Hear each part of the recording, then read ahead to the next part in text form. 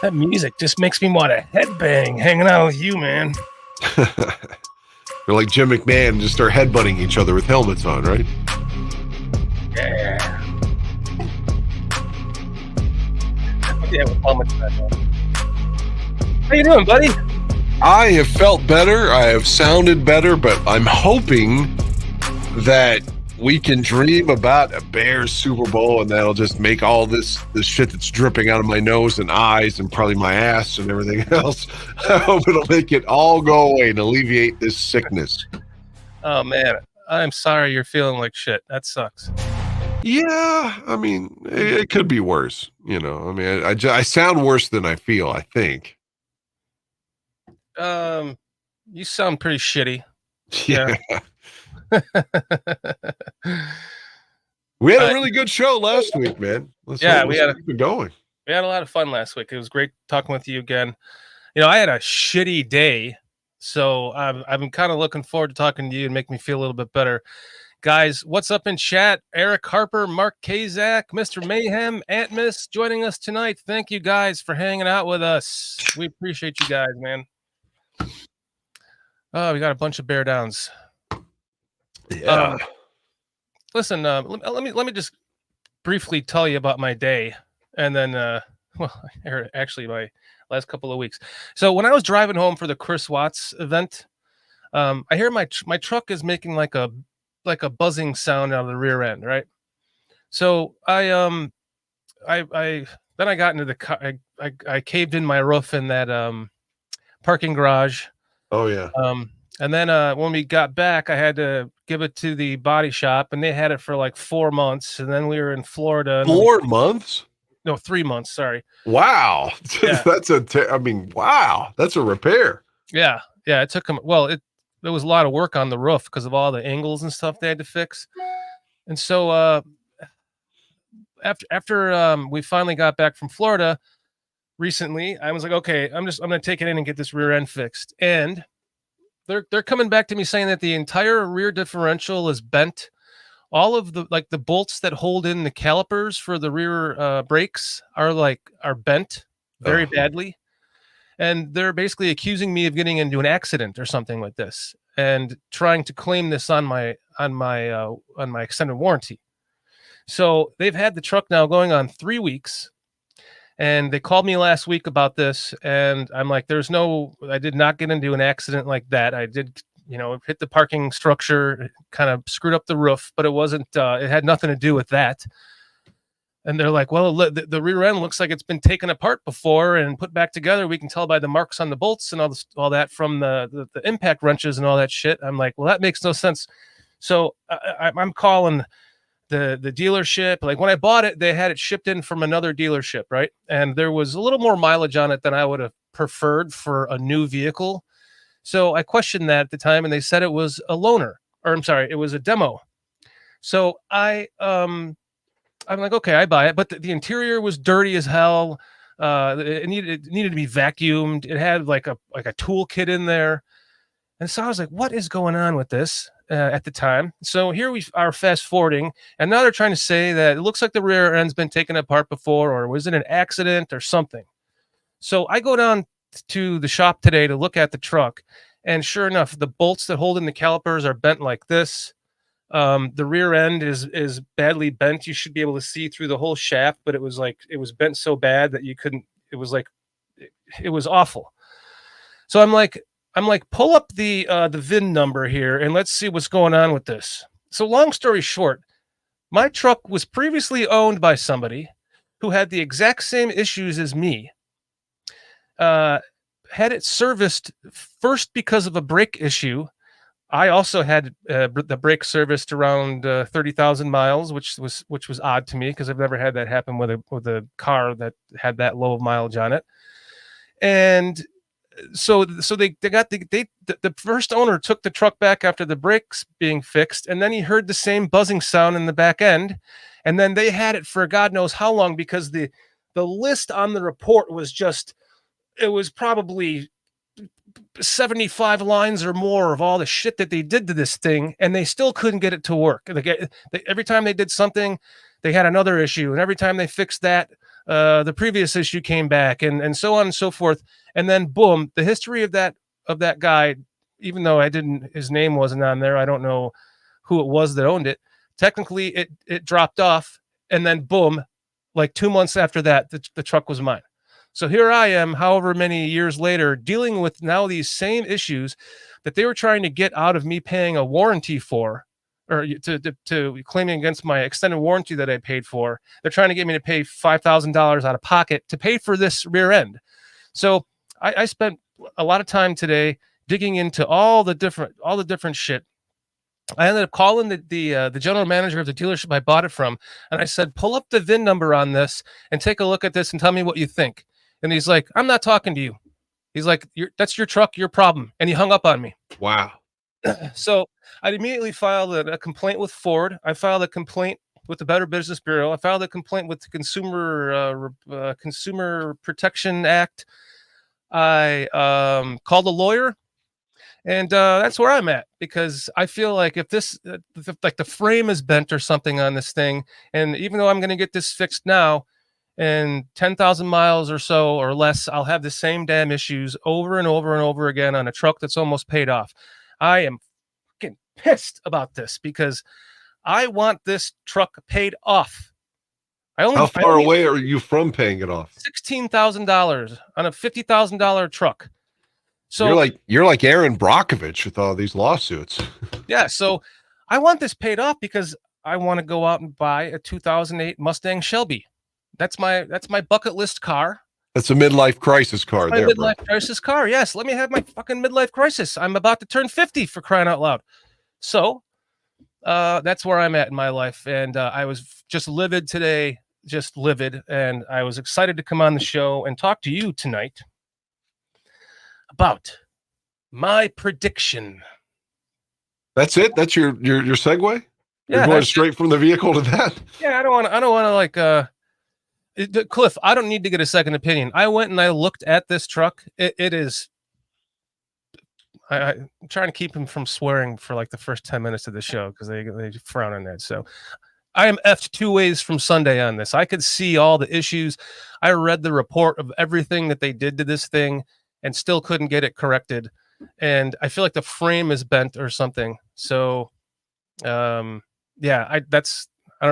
don't want to bore everybody else with that. I wanted to explain why I had a shitty day and why I was excited to talk to you, because it's my mind off of it. And I get to.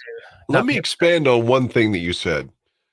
I got 2 examples to say these extended warranties are complete and utter bullshit. Real quick, follow me on this. So I had a vehicle, I still have it, a Jeep. I got a Jeep, and I bought it used, and it was like, okay, you've got it for 100,000 miles that you drive, right? Or 10 years. Mm-hmm. So if I don't use it within 10 years, then that extended warranty expires, but it's 100,000 miles that I drive. So 5 years into it, it's time I need some work done. It was a wheel bearing that was fucked up. I didn't know it was only the wheel bearing, but at the time I knew some shit was wrong. I go to try to use it. They're like, no. It's 100,000 miles overall on the vehicle. I said, no. That's what you offered me.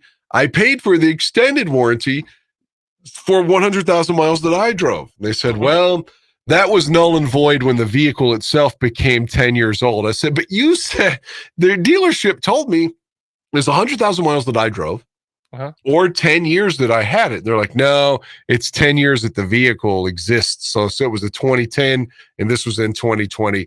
And that's not what they said. They said it would be, I bought it in 15.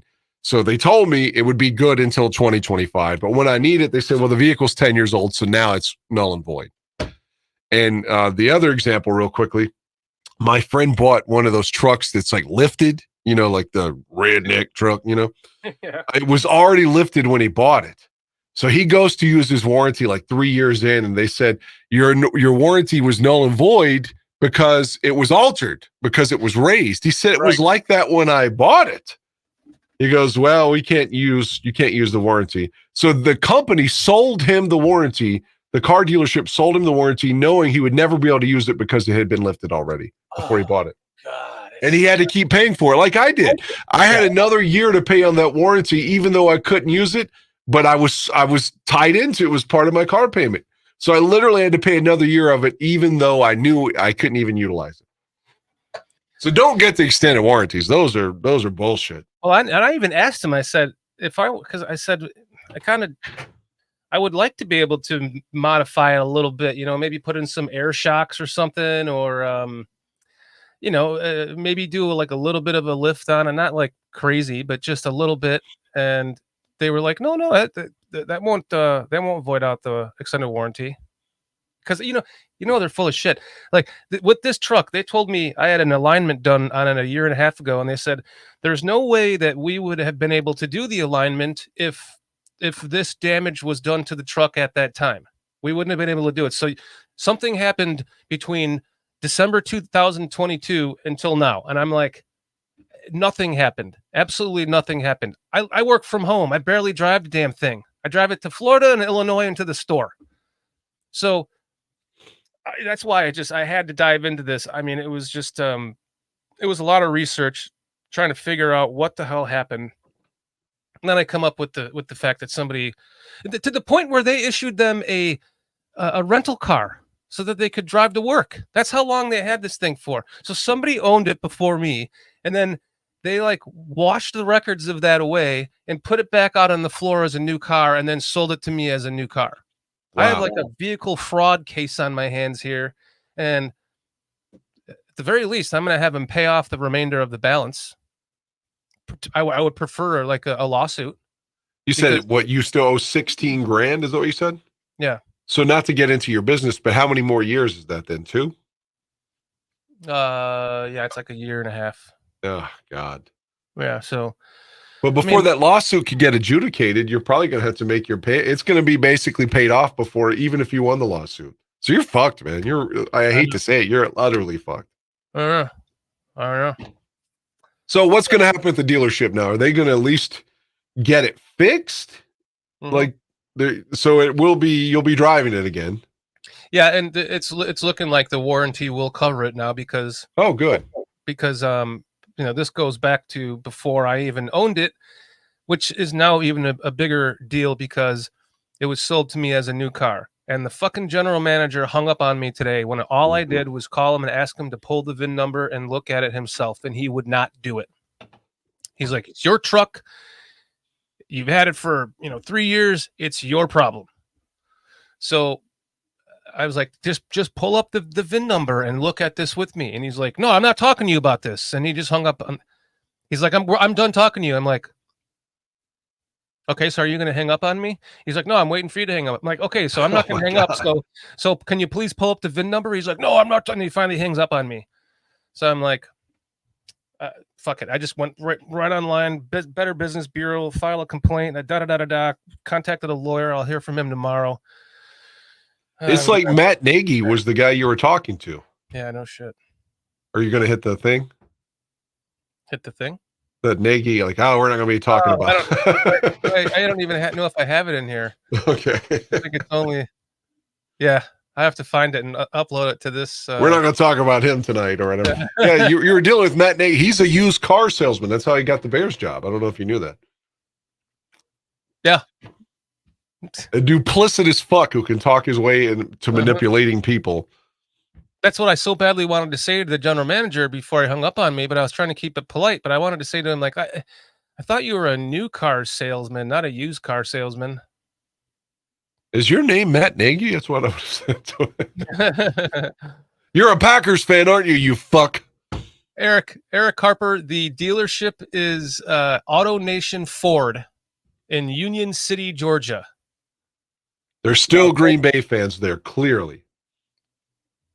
Well, even if it's Falcons territory, there are Green Bay fans. Well, because the Georgia Bulldogs is just the Packers G. It's just blue, or it's just black and red. Or maybe Ryan Pace was tied to this. Who knows? He's down there in Atlanta and made them take that quarterback that they're probably not going to. He did the Mike Glennon down in with the Falcons.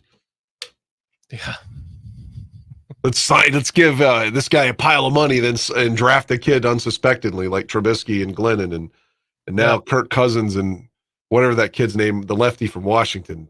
Oh God, but it has Ryan Pace written all over it, doesn't it? It does. So does this car. This is tied in somehow. We'll make it there are conspiracy theories for everything, and I'm creating one for this.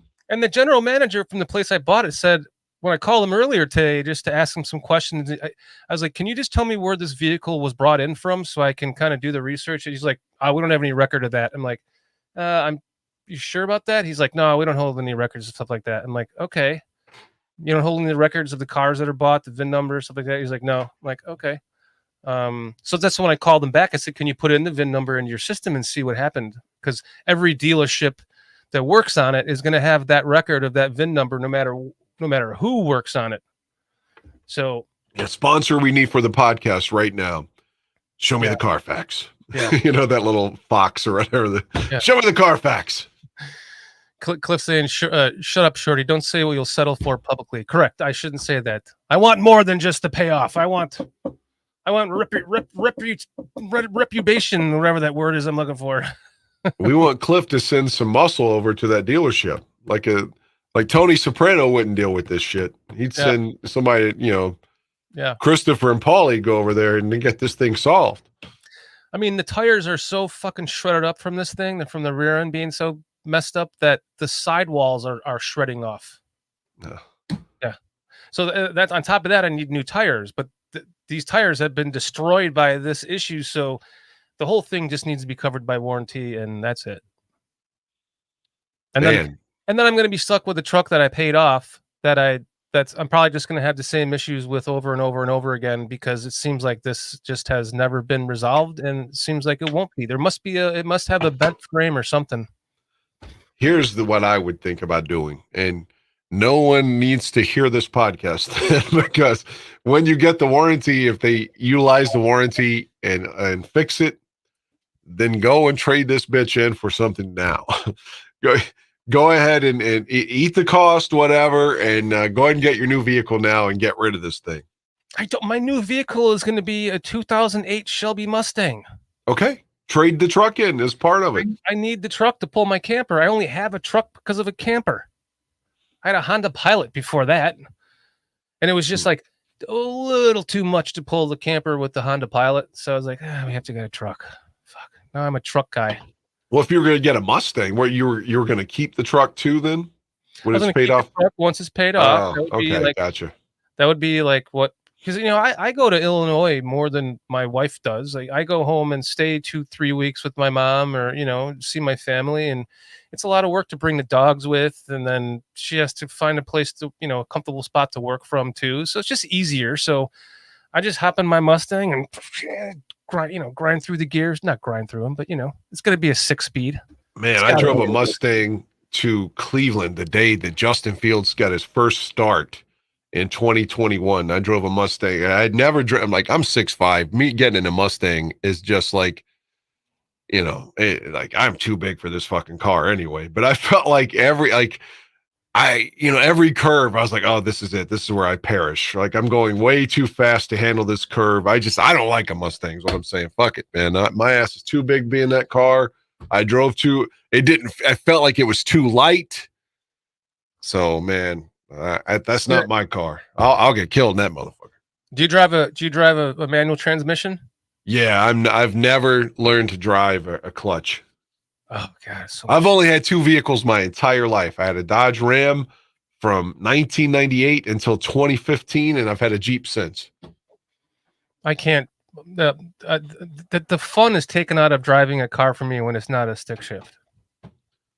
That's why I bought a 2001 Camaro SS in 2001, and my first wife, I only bought it as an automatic transmission because I knew she couldn't drive it. But it turns out she barely ever drove it, so I should have just bought it as a manual transmission. It's a lot more. I can't drive a clutch. Never even tried. So exactly. I got Creighton Wilfong here saying, take it in and have him put it on the frame machine. Yes, they'll be able to tell them in like 15 minutes. Yes. Yeah, I'm looking forward to this call from the lawyer, because it's this is ridiculous. And the previous truck was a lemon too, so that was why I basically brought it in and told them to keep it. And then they were like, oh, blah, blah, blah. So they got me, 0% financing on this current truck. And I was like, well, I can't pass that up. You can't beat that. And it was a used truck. They sold me a used truck as a brand new car. That is really unethical. Mm-hmm. If this were a movie, we need Al Pacino from And Justice for All to come in and start screaming, "You're out of order!" Like that man, and that would be the guy that hung up on you. Al's yelling at him. It's going to be a Shelby, Cliff. It's going to be a Shelby. I've been looking at them for a while, and I can get one for 5,000 miles for like $32,000. It costs a lot of money to upgrade your car to a Shelby, man. I looked into it. It's a lot. It's like $30,000 to upgrade your car to a Shelby. So I got to be honest with you. I don't know what the fuck a Shelby is. Oh, it's what is it? Carl Shelby, guys in chat. I think it's Carl Shelby. You basically you give your car to this company Shelby, and they upgrade the motor. They give it more horsepower. They upgrade the trim on it. Carol Shelby. Thank you, Eric. They upgrade the trim packages on the outside and make it, unique to a Shelby. And there's only a specific model that I like. I like when they remade the Mustang body style, but I don't like where they've gone with it. I think they look like shit. And plus they're all paddle shift, and you can't get a manual transmission anymore. So I like that. I think 2005 was your first year of they kind of like retroed it back to like the 60s body style. But those had some problems in the beginning because they were newer. But after they had been out for a few years, like that 2008 model, that's the one I like. That's just my taste. That's what I want. See, where I live, that Mustang's rear view, or I need front wheel or 4-wheel drive where I'm at. I mean, the rear, like I'll crash, and we get a lot of snow here. So, yeah. See, I don't have that here. I don't have any snow. But I've got to have all-wheel drive or 4-wheel drive. And it would be so much more fun to drive, 12 hours home. And I've told myself, once that, I'll put 100,000 miles on that thing and just put a new motor in it. I don't care. Well, imagine driving that Mustang to Illinois and you hit that snow.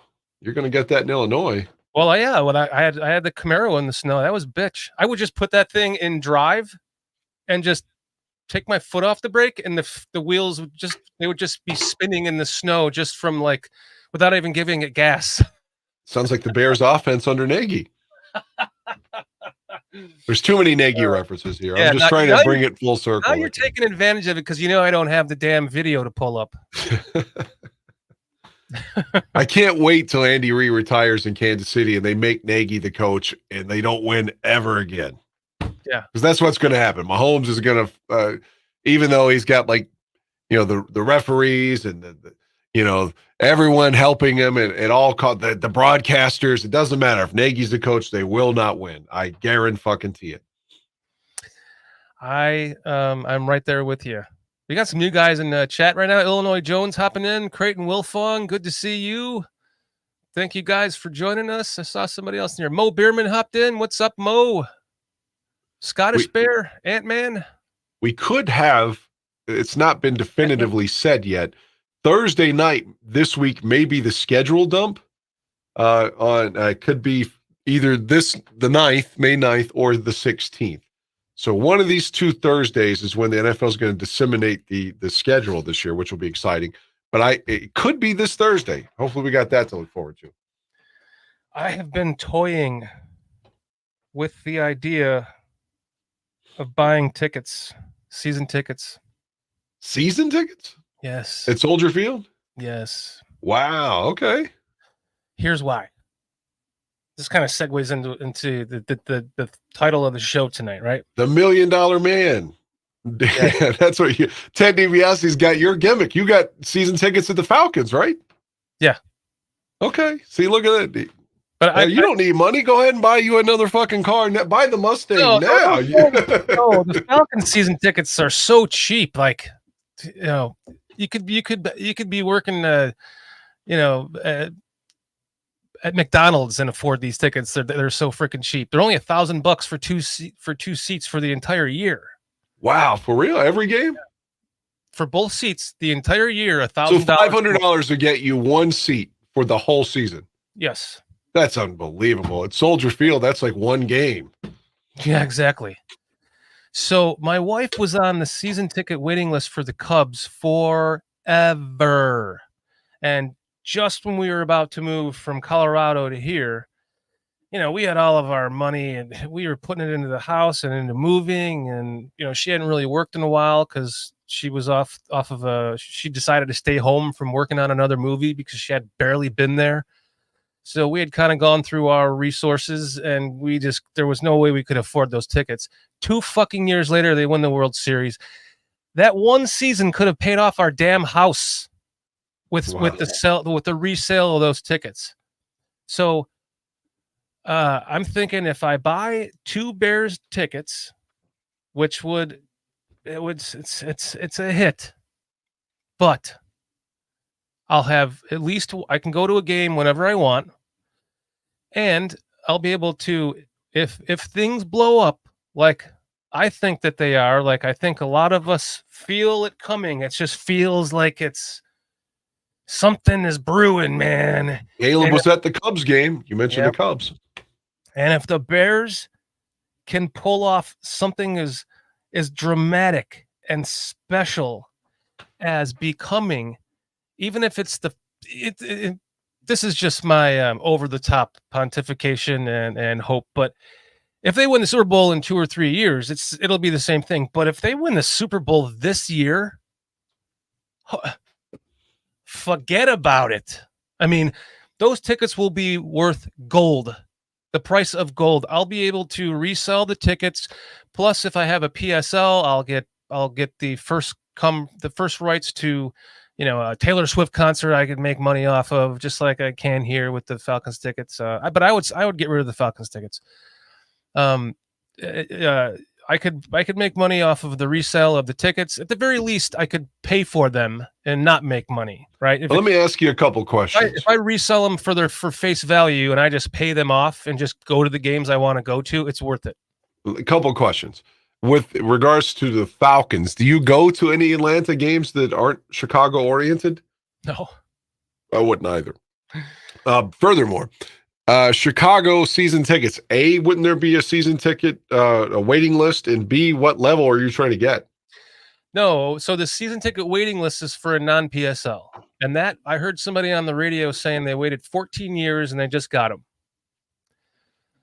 The PSL season ticket holders, you own the rights to those seats. That's so you're. I get it. If you're I figure there's a waiting list. If you're a non-PSL, you don't get to, you don't get first rights to any concerts or any events that are there, the draft party, stuff like that. But if you're a PSL holder, you get all those rights. And how you get those tickets is you have to. So if I'm going to sell my Falcons tickets, I have to put them on the PSL marketplace, or else. So I paid $500 per seat for the PSL. So I have to try to sell those back for at least that to make that back, so $1,000 for 2 PSLs at $1,000 a year for both seats, right? I've tried to put them on the PSL marketplace before, and nobody gave a shit. And everyone's a Bulldog fan down here. What's up, AC? And so are you making your money back with the Falcons tickets or no? No, I'm not, because I can't even sell them. That's unbelievable. I was kind of secretly hoping they traded Justin to the Falcons, because then I would potentially be able to at least sell my tickets. But then I'm stuck in this loop, right? Because I only have a certain time frame to put them on the marketplace, and then once you put them on the marketplace, if they don't sell, you have to start making your payments. So it's 4 payments, 4 installments. It's like once it starts in February and it goes to like June or something. It's like every 2 months it's a payment of $200 or whatever, $220 or whatever it is. And then those are paid off. If you don't pay those off, you default on that, and then you lose your PSL seats. So I could just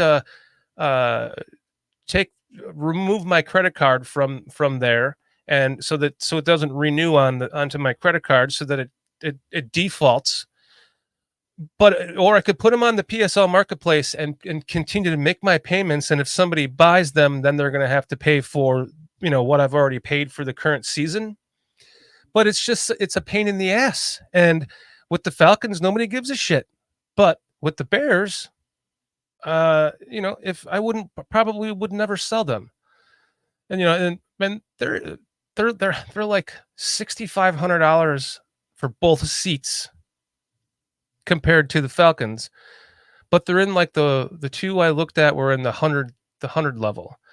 So one was kind of 20-yard line on an angle, kind of looking down at the field on an angle. Still, that's a good seat. It's a good view, yeah. And then the other ones were kind of where we sat, Cliff, with Clint and Curtis last year at the game. You were in the end zone then, right? No, it was over by the United Club, but on the other side of the field, home team side, kind of looking down at the other angle, kind of from the corner of the end zone. And they were great seats. It's either one of those views would be fine with me. And if you're paying them off in installments every, you have 2 months to finish that payment, and then the next one hits, and then you get 4 of them, you're done. Then it's done.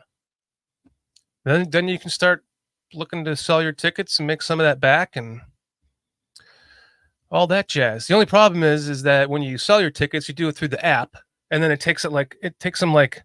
So if I go on and I sell, let's just say I sell all my Falcons season tickets, I post them all, they all get bought in a day, right?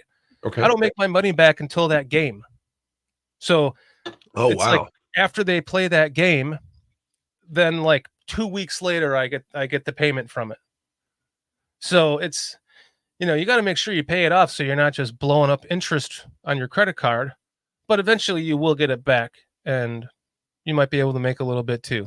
But now the new laws say that you have to pay taxes on anything that you make over $600, even on the resale of tickets. Ridiculous. Yeah, I saw that.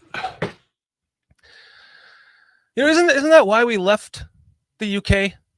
Isn't why we defunct because of the fucking taxes? The Boston Tea Party, right?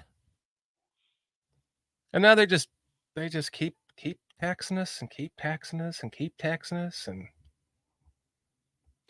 I can tell you one thing, going back to Soldier Field, not the season ticket thing, that's a pipe dream for me because I can't afford to go to Chicago, 8 games a year.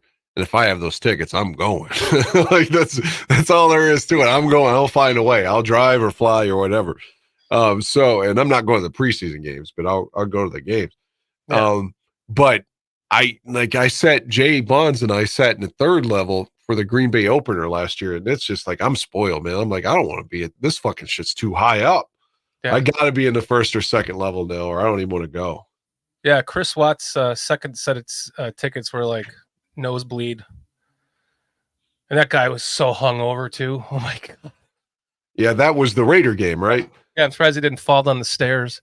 Thankfully, I had Ron seats. I was down on the 1st level, 3rd, at the 10-yard line in the 3rd row at the 10-yard line. Yeah. Yeah. Me and Heidi were at that game together. Well, let's talk about some of the reasons why I think it's not only possible but probable that we could win the Super Bowl this year. And I'm trying to get me erect right now? Is that what you're trying to do? Yeah. Okay. I'm trying to make you feel better.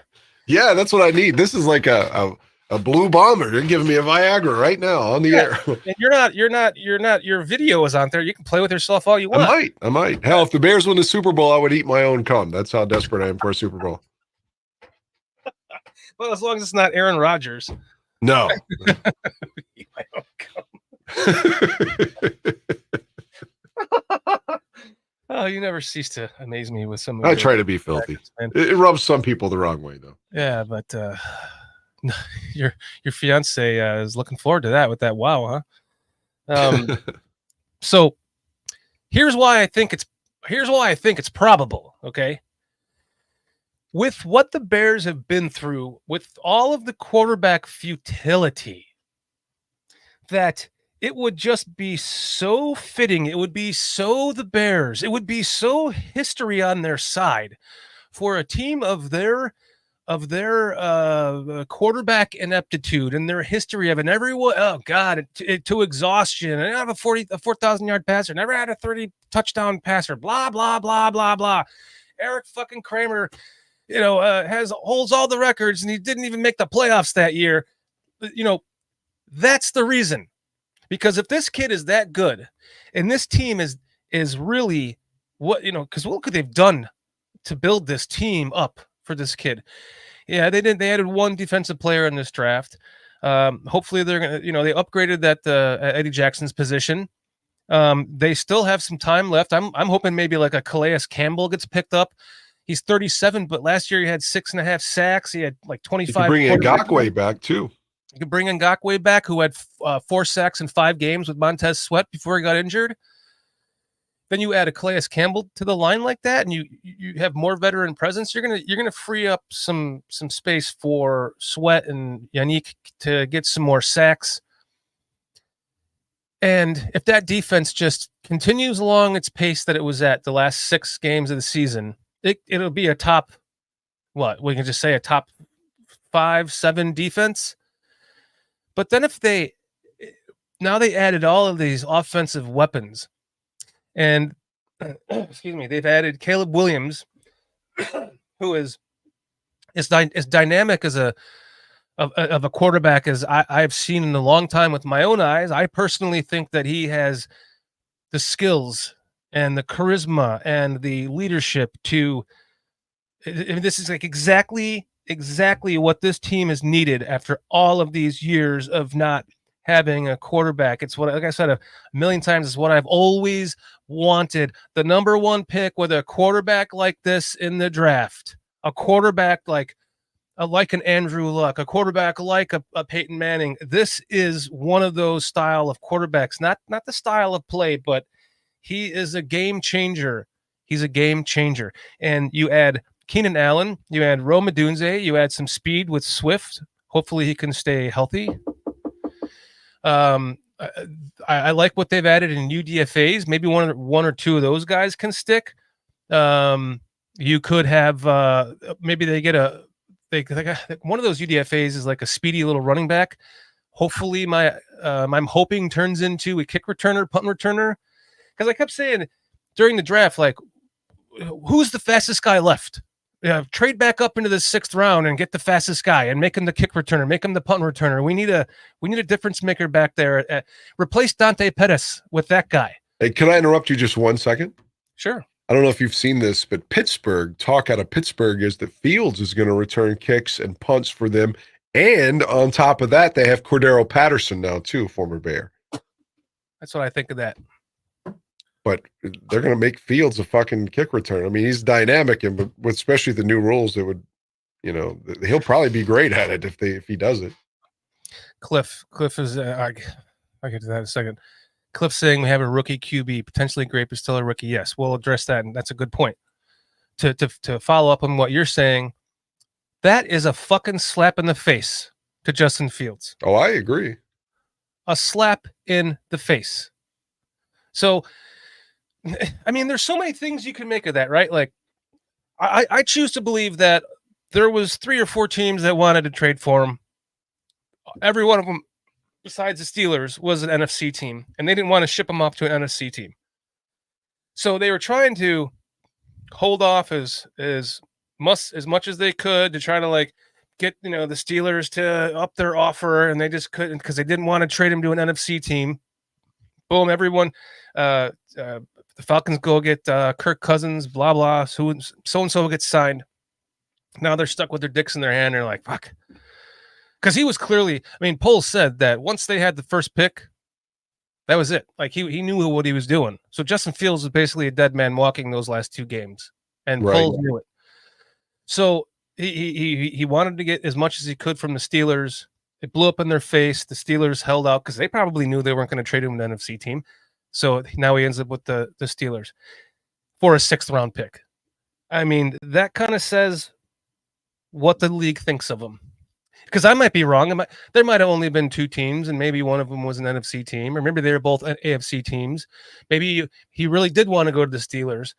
But the fact that they only gave us a 6th-round pick, and now they declined his 5th-year option too. Yeah, and they declined this 5th-year option, and now they're talking about making him a kick returner.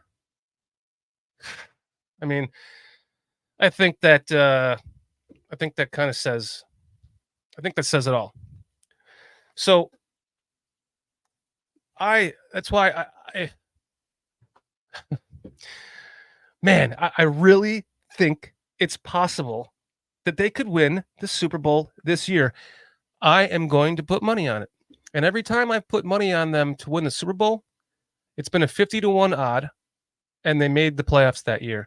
The first time was like way before the 2006 season started. They went to the Super Bowl, but they lost. The next time was the Nagy first year when they went to the playoffs. I got that from Chris Watts, by the way. Anytime you say the French around him, he's like, French? So where was I? You're talking about making a bet for the Bears. So I'll put $100 down on him to win the Super Bowl. Because if at least they'll make the playoffs. I don't bet very much. So in my history, when I do bet for them to win the Super Bowl, they at least make the playoffs, and they make it look like it's possible for them to win it. Even in the double doink game, which was a blocked field goal, by the way. He still missed it. It was still blocked. He fucking missed it, and then went and begged for people's mercy on the Today Show, and thankfully got. But you remember, he also said, "Oh, my dog doesn't care if I miss the field goal." Motherfucker, I do. He missed. He had 4 doinks. He hit the upright 4 times in Week 10 that year against Detroit. He should have been cut then. He should have been cut when he was in Miami. Pardon me. When he was in Miami, former Dolphin, kicking with the Bears in Week 6, blue skies, all sunshine. What was it, 50 yards, and he missed it terribly. They should have cut him then. Like, if you can't make a 50-yarder, and that's why, I mean, that's a high school kid could make a 50-yarder now. Mm-hmm. I mean, for real, if you can't make that when the conditions are perfect, and then you hit the upright 4 times against Detroit, the Bears should have cut that bum earlier in the year, and that's the reason we fucking lost that playoff game to the Eagles. So don't give him an out. Oh, it was partially blocked. He still missed it, man. That guy was going to miss it whether it was blocked or not. Okay, fair enough. But if I really believe if he would have made that, we could have made it to the Super Bowl that year. I do believe that. That team, that was Nagy's only good year as a coach. He was inventive with his plays, and he just got away from that. I think he outsmarted himself, thinking that, oh well, they're going to figure that out. So now I just have to go back to playing. I have to go back to trying to turn Trubisky into Patrick Mahomes, kind of a thing, and it just didn't work out. Let's not forget, every time in his postseason career, Khalil Mack is usually shut down without a tackle or a sack.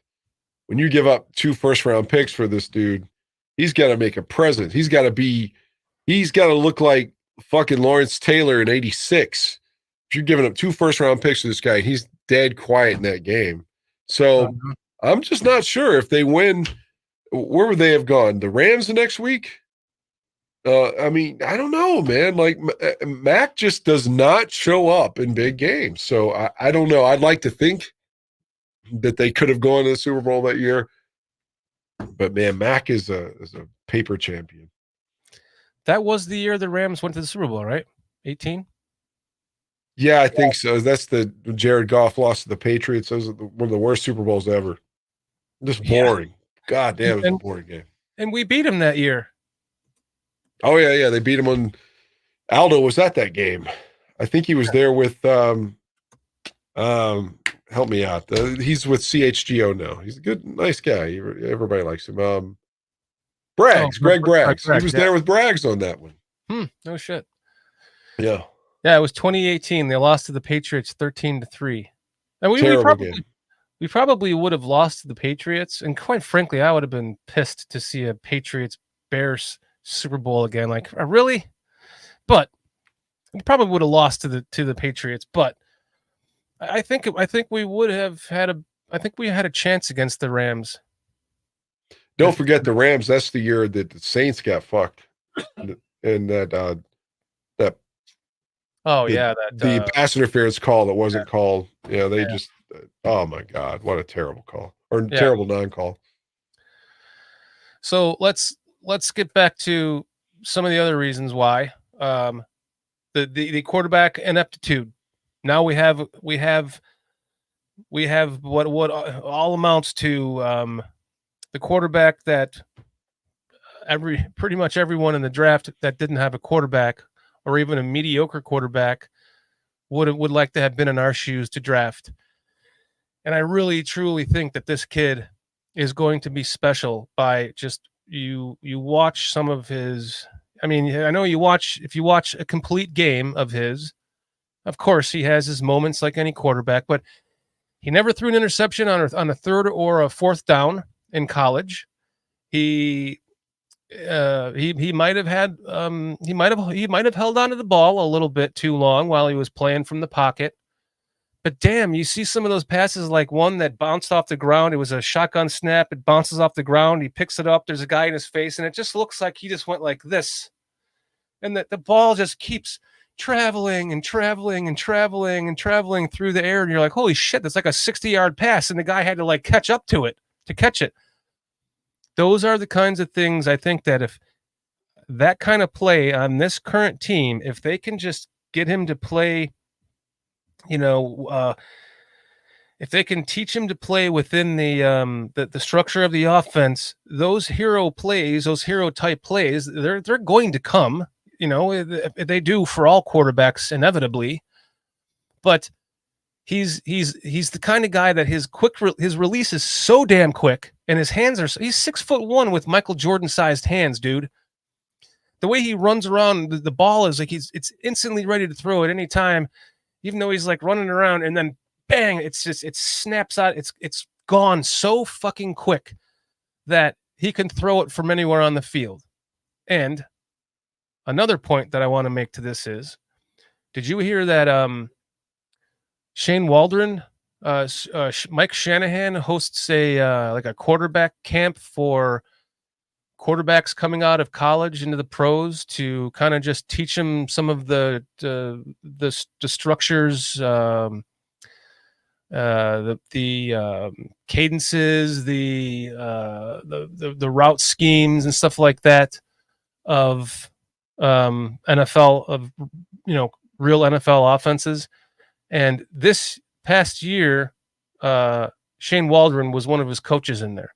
So Caleb Williams has been working with Shane Waldron since the end of college, not only with that quarterback school or whatever you want to call it, but now he's also had the luxury of, Greg Gabriel says that it would be illegal for him to have the playbook, but I don't know.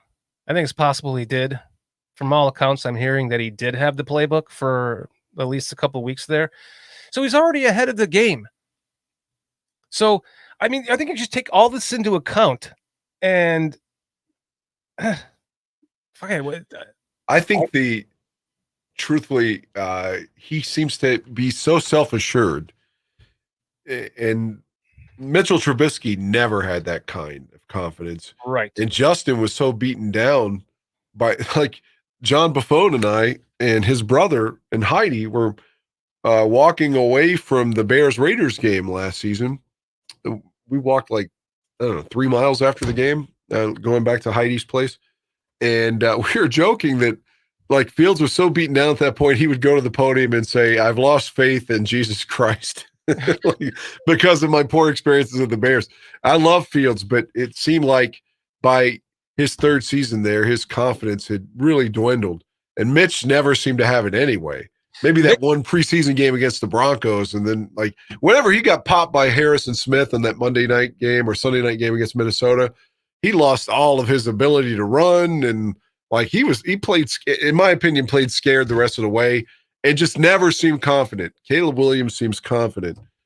And I know he hasn't played a game yet. It's easy to say that, but he believes in himself, and that's like you mentioned Jordan. I mean, obviously no one believed in Jordan more than Jordan. So right. Yeah. Trubisky always had that look on his face like he was like, what? I was the second pick in the draft? Like, I don't know what to do with this. You know what I mean? And Fields always had that look like here we go again. I remember even when he got drafted, he just kind of sat on the couch and he put on the hat and he gets up and he's like, well, I guess I'm going to Chicago. He never seemed like he was, and I'm not saying he didn't want to be a Bear. I'm sure he was just more upset that he had fallen in the draft that far, because he should have gone second or third, in my opinion, because I think he would have been a hell of a better. Yeah, he went through so many bad times. I think that Justin pretty much, it was like, oh, here we go again. Yeah. Like every game, it felt like, oh, now we had a lead. Second half, it's falling apart. Yeah. And I think that you could tell sometimes by his body language that he's like discouraged. Mm-hmm. And again, I love the guy, but you could see it though, that he was just like, oh, fuck, we're fucked. If you go back and watch his games, I'm sure you have, from rookie year to year 3, totally different player each year. Remember that pass in the end zone against the Lions in his first year? It was just it was a shotgun snap from like the 5, and he threw from his end zone, but it was like 1, 2, 3, boom, the ball is gone down like the right hash line to Marty Booker. Marty Booker. Fuck, where'd that come? Darnell Mooney. I was going to say Marty Booker for like 50 yards or something, 60 yards. That ball came out of his hand quick. And you look at him in his second year, you know, he had a bunch of games where he had some comebacks going, you know, the 4 goal line drives against the Commanders. They were driving the ball down the field when that dildo from the ex Minnesota Vikings guy fumbled the ball, gave it back to the Vikings. The Steelers Smith-Marsette. Yeah, Smith-Marsette. I was at that Pittsburgh game. Yeah. Oh God, he was on fire that second half. Yes, he was. You know, but then you get into year 3, and he was seeing ghosts, and he was. It's like he was afraid to pull the trigger. And here's another point that I need to make about that too is Darnell Mooney in his second year was his guy, right? We were all talking about if Darnell Mooney is a number 1 or not, and you know, Mooney shit his pants the last 2 years he was there. Well, not his last 2 years, his last year. But my point that last 2 years. Remember, he lost that Washington game with a drop. He lost the Cleveland game last year that I was at with a drop. Yeah. Mooney. Yeah. Fuck Mooney. I'm glad he's gone, man. But he was more of a 2-read quarterback. That's why Mooney was his guy, and then Kmet was his guy. And then when DJ Moore became his guy, Mooney was gone. So it was DJ Moore and Kmet. And I keep going back to that Tampa Bay game that I was at with Cliff, where he threw the pick 6 to lose there. Well, that too, but there was a play where I think DJ Moore was on the right side. Mooney was in the slot. Moore came out and cut across the field like on a dig route all the way to kind of like a deep dig to the left sideline. And Mooney was wide the fuck open in the end zone, and he's looking the whole time at DJ Moore, and he hits him for like a 35-yard touch or first down on the left sideline. But Mooney was wide open. In the press conference after the game, he says, I wasn't even supposed to look over there. Mooney was a decoy. Like, Caleb Williams is not going to see a decoy. He's going to see a wide open guy, and that ball is going to come out of his hand, and it's going to be a touchdown. And they're going to get to the sideline. He's going to go, well, he was open. Well, let me just say this. You were talking about the Lions. The play last season at Soldier Field, when he got the Lions to jump and threw that touchdown to DJ Moore, oh, man, I'm still masturbating about that touchdown. Like that. I love that shit, man. You know the play I'm talking about, right? Late in the game, when he put him away, he had the Aaron Rodgers got him to jump with the cadence and then threw the touchdown deep to Moore. Oh, man, I love that shit. Yeah. I mean, he had some of the best. He had a handful or a couple of handfuls of some of the best passes I've ever seen a Bears quarterback throw. Like, I'm not going to deny that of him, but he just didn't have the charisma and I think the ability to see the field like Caleb Williams does. And You know, people can sit here all they want and say, well, if they win the Super Bowl this year, they say, well, they built a team around, Caleb, and they didn't build, they didn't give Justin. That's true. That's fair. That's fair. That's fair. Honestly, it is. But I think when you break it down, apples to oranges, like this is an entirely different style of quarterback, like a quarterback, and one that, even though he's running around, because of his quick release, can see, and he sees the entire field. He can throw it wherever he wants from whatever position that he's running from or whatever. I just think that, to me, that adds up to, putting $500 down on the Bears to win the Super Bowl this year. I will. I don't want to. I love Fields, man, but I will say that in his rookie year, now granted, it's with Matt Nagy, and you got overrated Allen Robinson out there. I mean, it's not, again, he doesn't have the talent that the Bears have now. But I remember telling Aldo, I was like, God, man, sometimes it's just so hard for him to complete a pass. Like, yeah. I almost was like, man, we should start the game just throwing a couple screens and get him into a rhythm. Because it feels like sometimes he can go a whole quarter without being able to complete a pass. Yeah. It's like he could get really, really cold. Yeah. If I'm going to sit here and criticize him, that's one thing I will say. Like, he could have a 28-7 lead, and one thing goes wrong, and then the rest of the game he's unable to do anything. But again, I like the guy. I think if he gets to play in Pittsburgh with a good coach like Tomlin at quarterback, he can beat out Russell Wilson and do well there. I really believe that. Year two, I had confidence in him to win us a game. I lost all my confidence in the play calling, three goal line, or three. You're on the goal line, and you get down to fourth and goal, and three of those plays were a fucking shotgun snap. Oh, I hate those shotgun. It could be 4th and 1, and they'd be in a fucking shotgun. Fourth and goal from the 1. And they'll be in a shotgun. It would make me want to pull my fucking hair out. Can you please bring the fullback in and get him under center? You get him under center, then you could bring the fullback in. You could do a naked bootleg, and run in like Flutie used to always do in Buffalo. Or you could go play action, or you could just fucking run the damn ball, or Fields could run the ball with the sneak. I mean, there's so many things they could do if they put him under center there, and they never did that. Never. I hope that they don't put Caleb in the shotgun like that. They will. They're going to. But I hope they play him more under center than they did Justin Fields, because of just what you said. And to finish my point, like in year two, I had confidence in him to win, to drive us down the field and get us a win, but it just came down to the play calling that sucked. By year three, I mean, I had completely lost all my confidence in his ability to get us one score when we needed it. He did it in Minnesota. Okay, yeah, he did.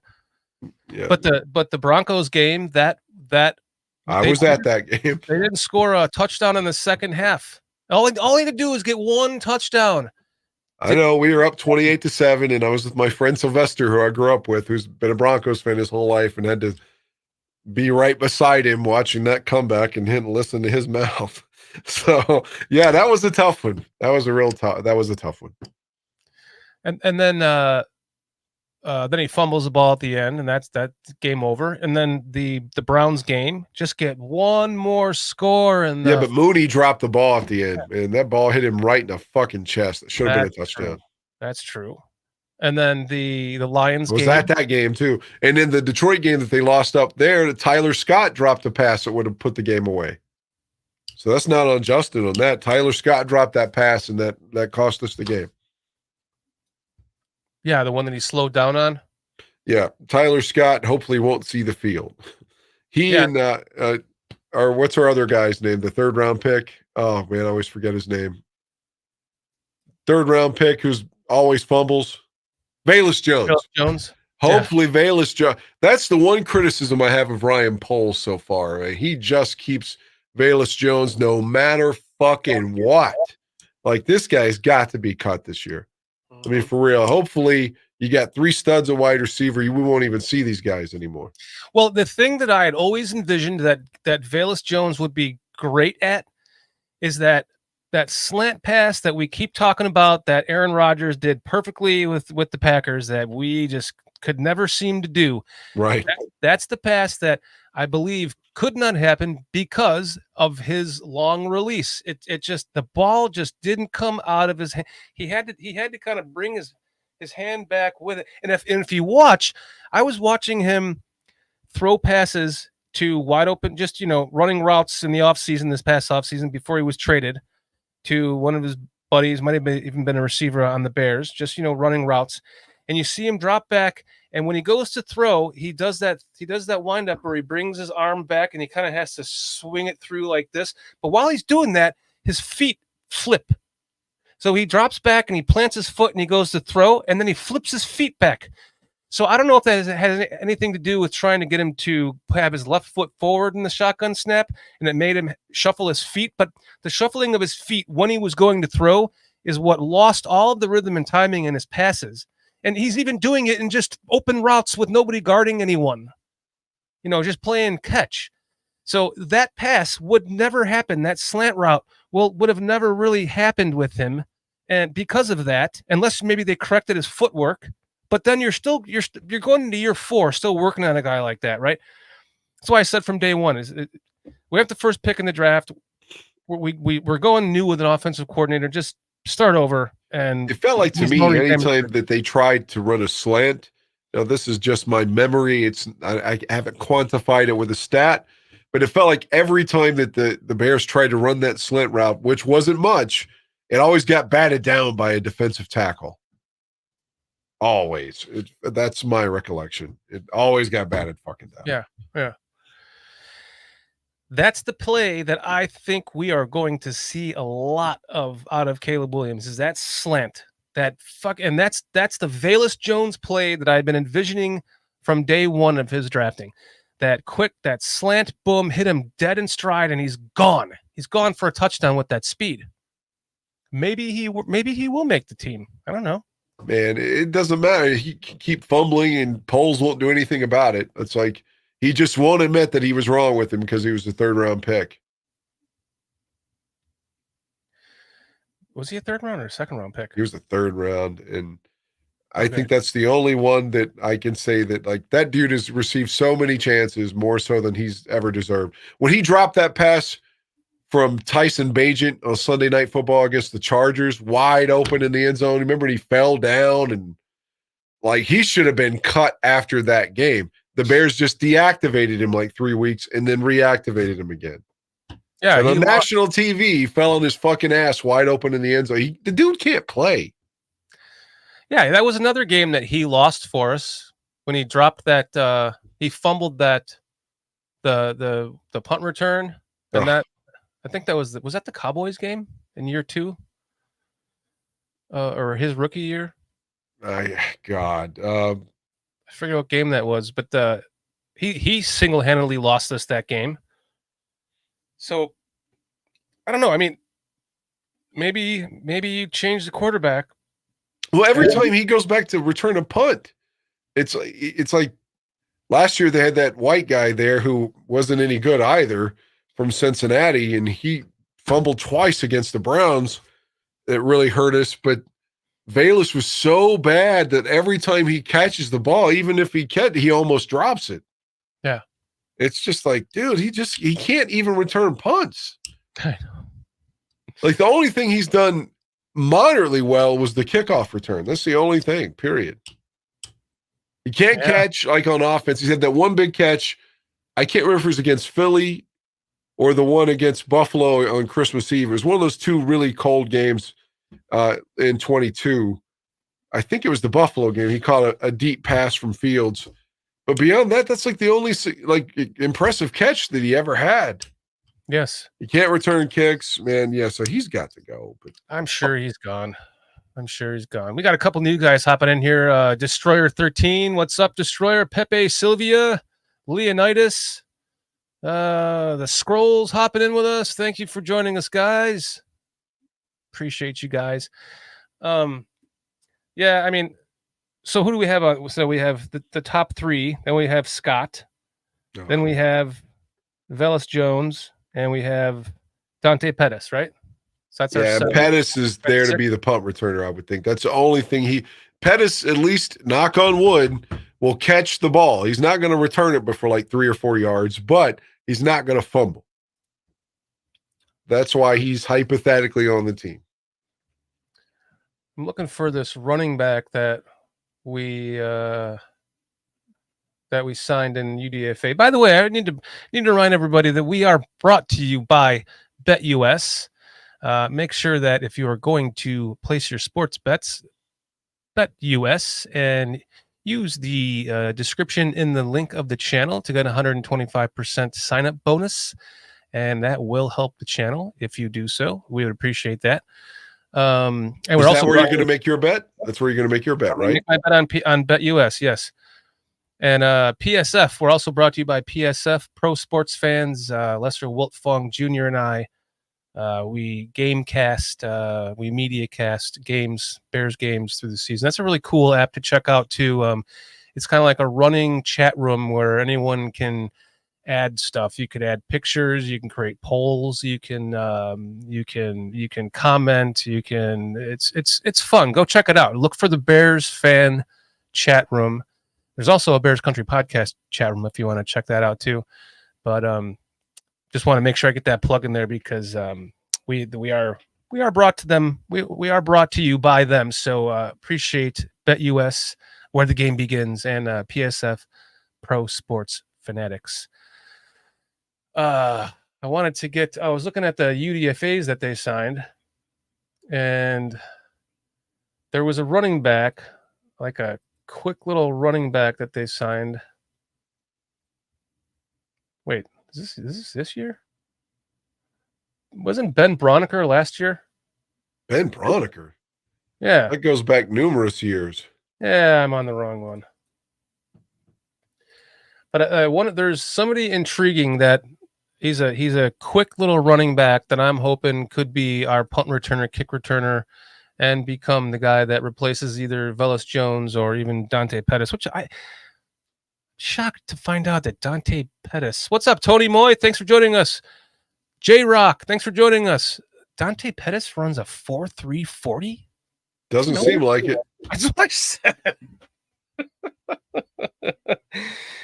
We were talking about that on the draft show, and I'm like, we need more speed. And everyone's like, we have speed. We've got Velus Jones runs a 4.3 40. Roma Dunze runs a 4.4. DJ Moore runs a 4.3. Dante Pettis runs a 4.3. I'm like, Dante Pettis runs a 4.3. So I was shocked to find that out, but I actually thought he was gone, but he was just injured most of last year, right? Yeah, he was gone. He wasn't on the team last year, but they did re-sign him in the offseason. They brought him back? Yeah, I don't know where he was last year, but he wasn't a Bear at all in 2023, at least to my recollection. All right, so I think I have the list here. Is it Ian Wheeler? I have no idea who Ian Wheeler is. Yeah, he's a receiver. He's he played for Howard. He runs a 4.4 40, 38.5-inch vertical, and he's 5'9", 203 pounds, and that's the kind of guy that I'm looking for to make the team as a special teams player. You know, how excited are you for this new kickoff rule? I'm not really sure. I've seen some of the footage from one of those other leagues. I don't know if it was the XFL or the revamped USFL or the UFL, whatever the fuck. I've seen a couple of plays, but I'm not even really sure that I know the rules yet. I think the big thing was that none of the players can run at full speed now. They have to wait till the returner catches the ball, I believe is the rule. But it hasn't hit me yet, is what I'm saying. I haven't actually seen it in an NFL game. So I know it's there, but I kind of just I'm not really excited about because it doesn't seem real yet. Is what I'm trying to say. Yeah, I guess you're right. It's I never watched those other leagues ever, so I didn't even know that another league ran that style of kickoff return. that's where it came from. Yeah, from one of those other leagues. I forget which one. I'll have to look that up. But Yeah. that's gonna change the game a little bit, right? Because if they can get past that wall, I can see why they would want to put Justin Fields back there. Obviously, it means they don't value him as a quarterback as much, but Well, to be fair, it's happened before. Joe Theismann, where was he at before? The Rams, and then went to the Redskins and was so desperate to get on the field, he started returning punts and shit before he got his chance at quarterback. He just wanted to get on the field. So, I mean, I know that's 40 years ago, 50 years ago, but at least it's happened, I mean, Cordell Stewart played wide receiver when he wasn't starting at quarterback. I mean, it's happened before where players just are doing their thing to get on the field. I don't know how Fields would take that, though, but we'll see. Tony Moy's asking, do you think that the quarterback Austin Reed will be QB3? I would say they'll go with 2. Unless they sign a veteran. Bruja, what's up, Bruja? You don't think they're going to? Yeah, they can't go into this season without a veteran quarterback to back up a rookie, right? You would think. I mean, they like Bagent, so chances are he has the shot to at least be the number 2. Yeah. I does he have enough of the concepts and everything? I mean, No, don't tell me you're turning on Bagent. You love Bagent. I'm just going to say I think I've been coined as a Bagent lover. I have QB PTSD. My whole life. What have we all done as Bears fans? We've been forced to root for the backup, right? And when I saw him in preseason, just his timing, his footwork, his pass, the ball comes out of his hand quick. The only thing he lacked was the arm strength. The arm strength. But have you seen his training videos, man? No. Dude, he's twice the size. He's jacked. I have a video, and I think I can pull it up here.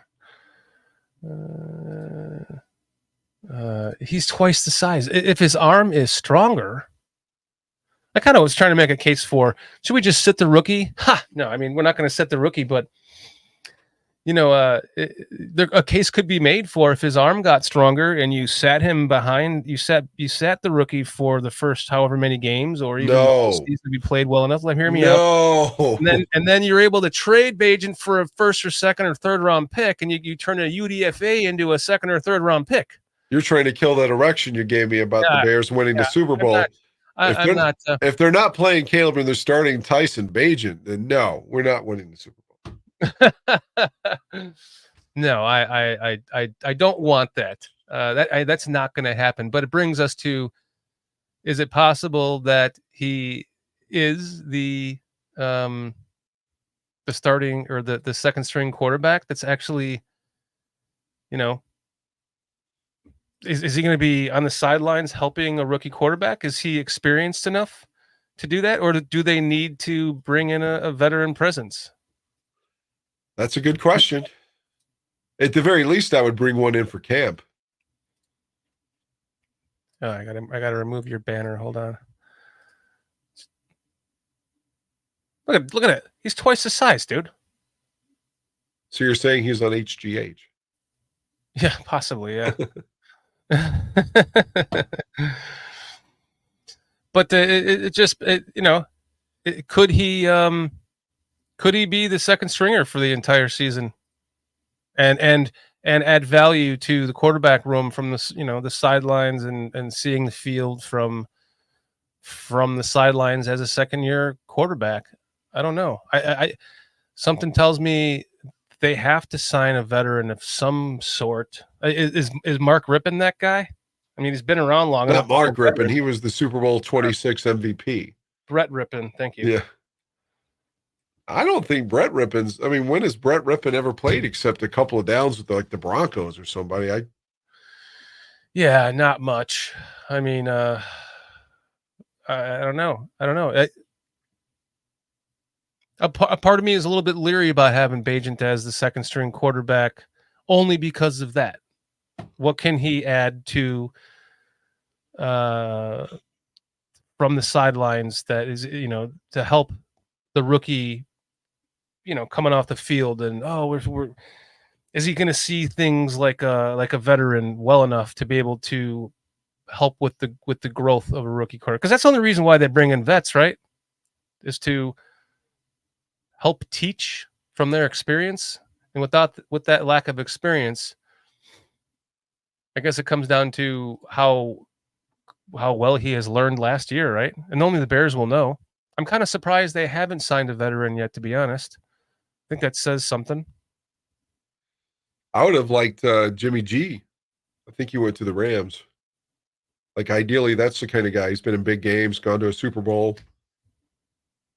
That could, be the guy. Like, if for some reason the kid got hurt, is capable of going there and winning some games. Not to say Bajent isn't, but I mean, what veteran are we talking about? We don't just want somebody like Nate Peterman, just because he's been in the league for a long time. We don't want Chase Daniel. Of course, he's retired now, but that's the same kind of guy. Oh, he's been in the league for a while, so we'll sign him. Bring back Turkey Neck. What's it, Mike Glennon? No.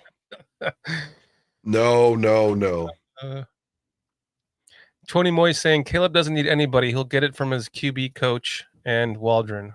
Good point. Right. Good point. You might be right about that, Tony Moy.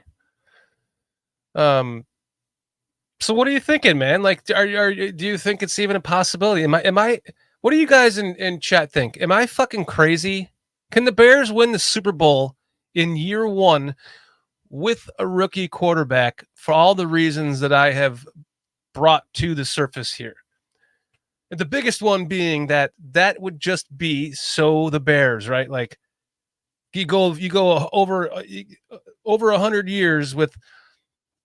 And let's listen. No slight on Jim McMahon. If Jim McMahon never got injured, I believe he is a first ballot Hall of Famer. Yeah, he did win 28 straight starts. So let's just say that he's right in there with the Joe Montanas of the time. Dude threw a beautiful ball. A beautiful ball, and he was a leader, and he was tough as nails. If he could have been tough as nails like Brett Favre, he would have been a first ballot Hall of Famer. But the reality is he was oft injured, and a lot of it was bullshit, like the Packers body slamming him, albeit it was an interception. But you still don't pick up the quarterback and body slam him when his back is turned to you and he's not even a threat. So we knew that was on purpose. It's like I was glad when Charles Martin died. I'm not kidding. I am not kidding. I'm going to be honest. So was I. Fuck Charles Martin. I don't care who I make mad. Fuck Charles Martin. You got Mark Kazak saying, I admire your enthusiasm, Shorty, but I don't think the Bears will win the Super Bowl. What's up, J2K? You're probably right, Mark.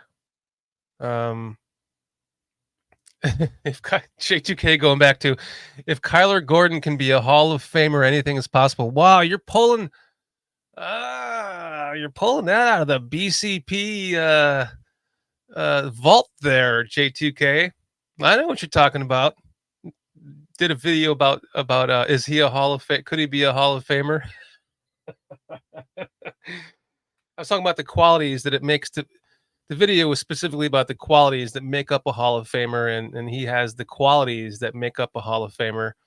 But that was you got me on that one, JTK. That was a good one. Brewhaus saying, yes, you're crazy. Yes, but the Bears have the potential to go to the Super Bowl, but not likely. Levante Rogers, what's up? Thanks for joining us. So you're thinking playoffs, though, right, Danny? I always think playoffs. Mm-hmm. I'm sorry, but I'm sick. I apologize for my voice. I always think playoffs, even when they're going to be bad. Like, you hope that things go well somehow. They get into a rhythm. and shit starts bouncing their way. Like, again, think of the 0-1 team. They go 13-3. They were 5-11 the year before, and no one saw that coming. Like, that they were going to be 13-3. Of course, they lose the first playoff game to the Eagles, but I'm just saying, like, shit happens. So I'm always hoping that, like, that 0-1 team will just come out of nowhere.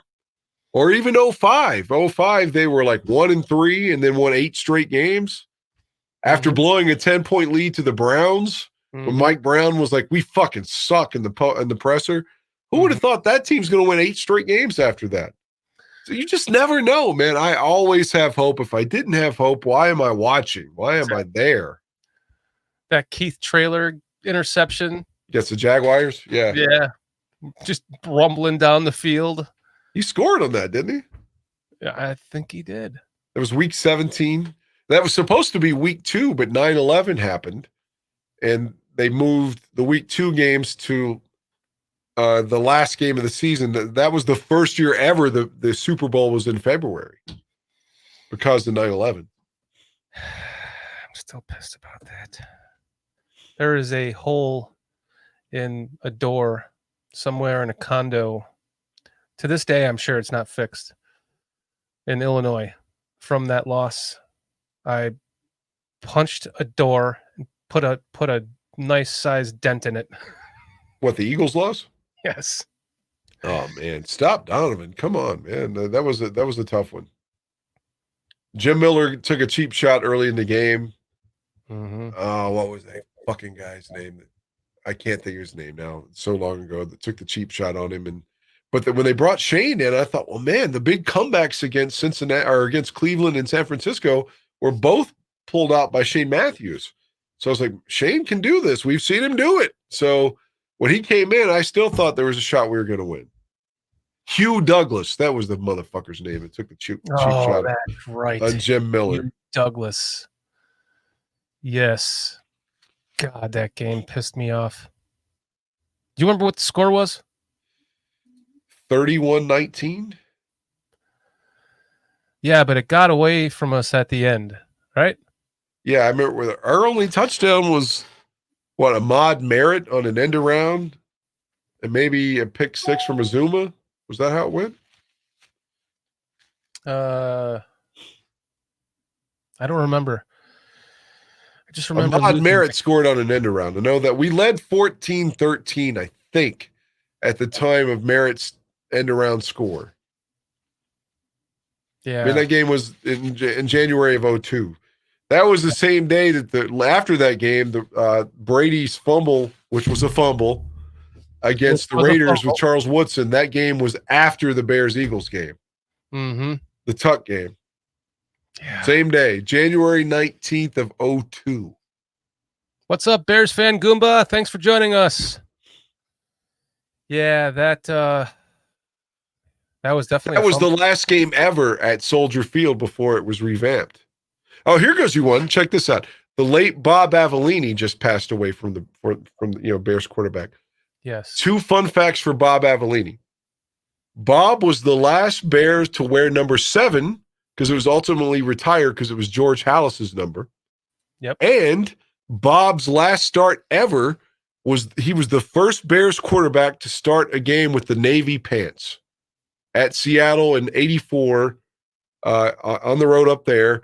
That was the first game the Bears wore the blue pants on the road ever. Bob Avellini's last start as a Bear. He got cut after the game.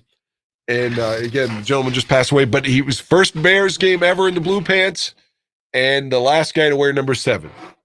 Let us have a moment for the falling of one of our Bears soldiers. Let's just take a moment of silence. Rest in peace, Bob Avellini. He had his moments as a quarterback.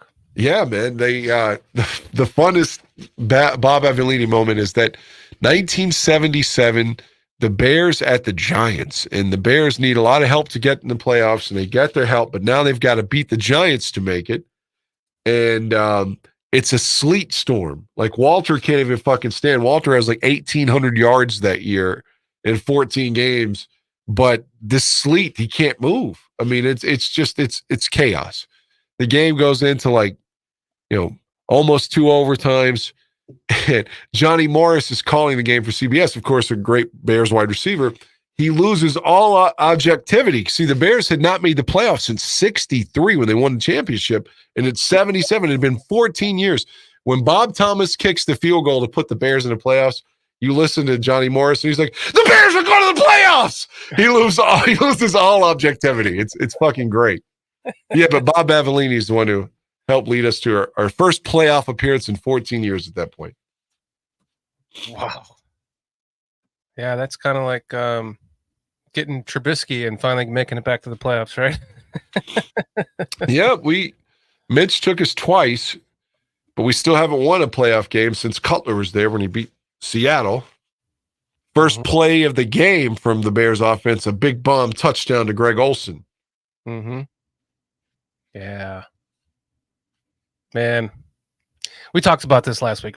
I don't want to get back into Jay Cutler. You always fucking segue into Jay Cutler and we talk about him for a half an hour. Okay. I wanted to get to a question that somebody asked about, where was it? I do want to know what Illinois Jones means by this comment. Thank you for all the disrespect, Shorty. I would like to know what you mean by that. Please leave a comment. Who said it about Tevin Jenkins? Do you think he can stay healthy this year? Where did that go? I like Tevin, but his track record thus far says no. He's been hurt every year. I know. There it is. Tony Moy. Can you trust Jenkins' health or trust Nate Davis to be good?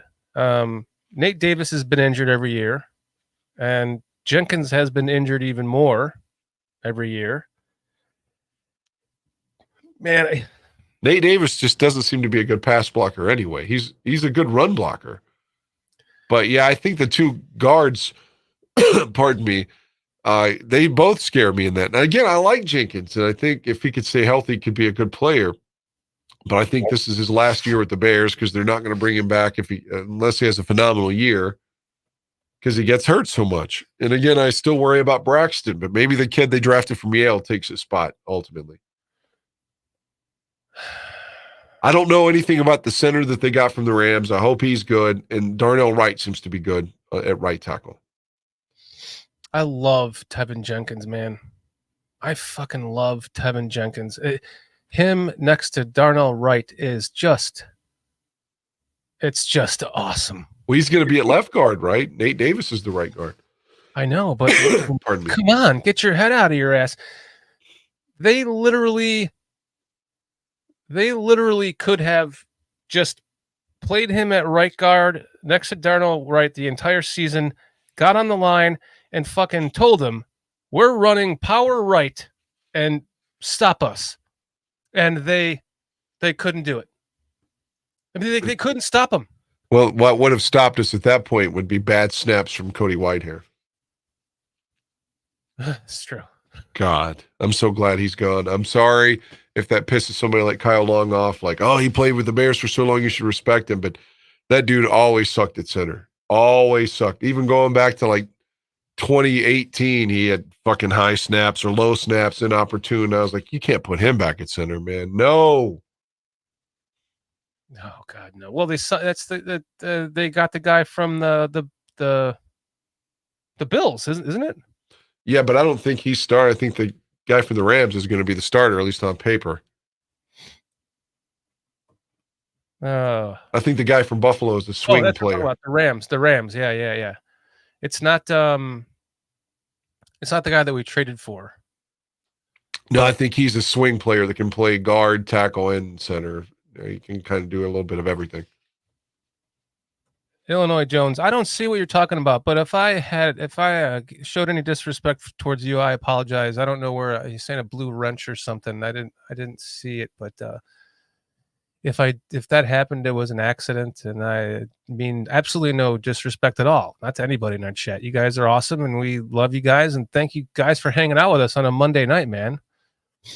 You Flex Diggs hopping in with us. Flex Diggs, great to see you again.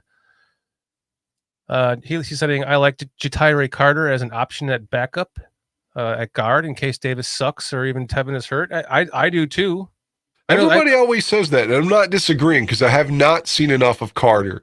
But it feels like when he's been in game action, kind of has not really performed. But again, I'm not the guy breaking down the tape or anything, but I haven't seen enough of him. But it just feels like that's a guy that gets a lot of love, and I guess I'm saying I'm not really sure why.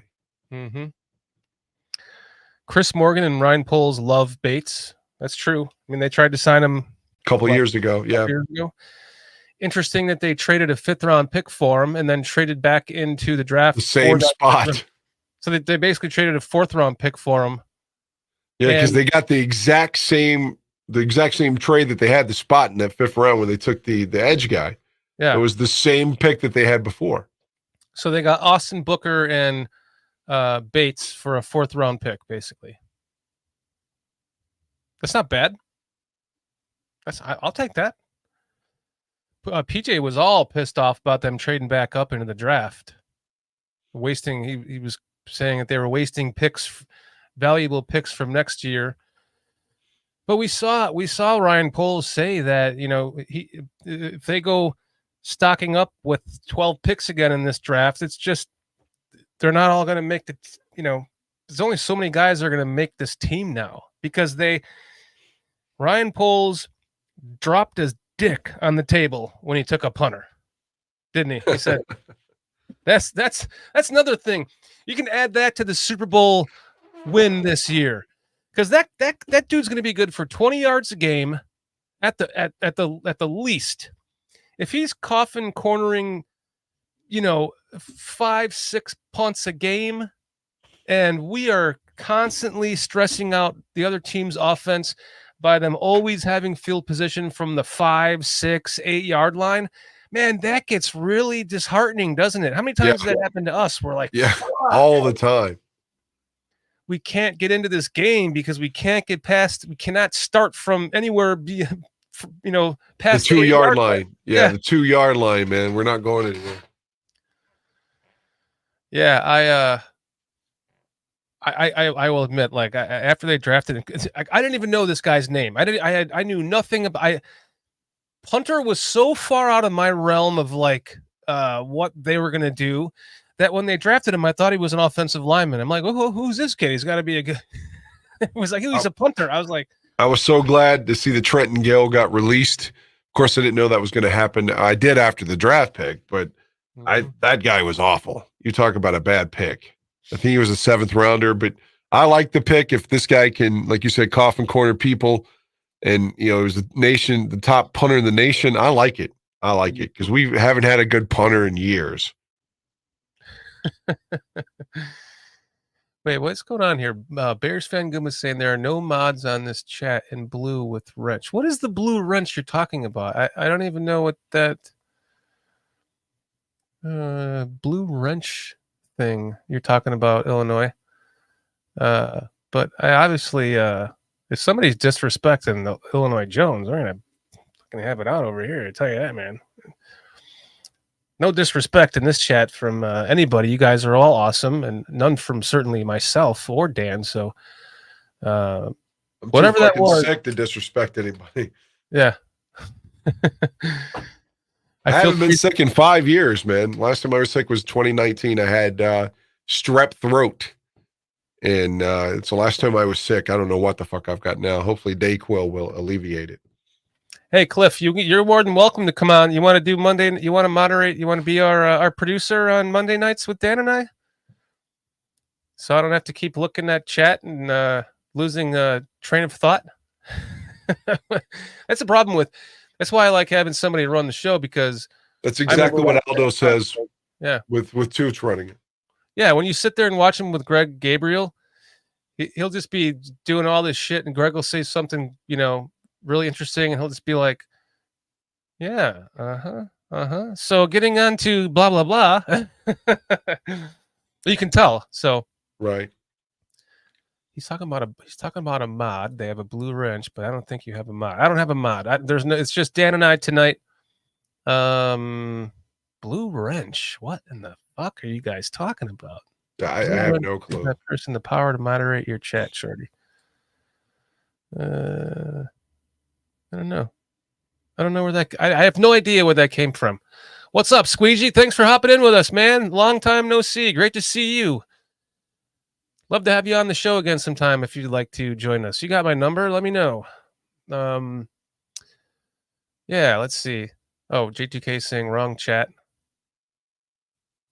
But Cliff, if you want to hop in with us one night on a Monday and run the show, you're welcome to do that, my man.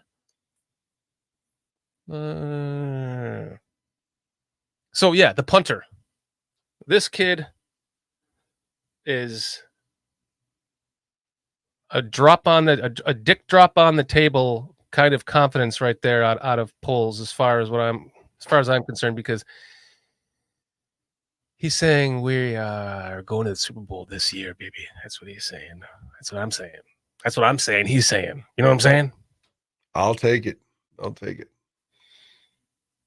Anyone that is in college and they're a punter and they become an icon like that in college as a punter, T-shirts, the crowd chanting him. God, he's gonna fit right in here in Chicago, man. He is gonna fit right in. Have you guys seen his interview on?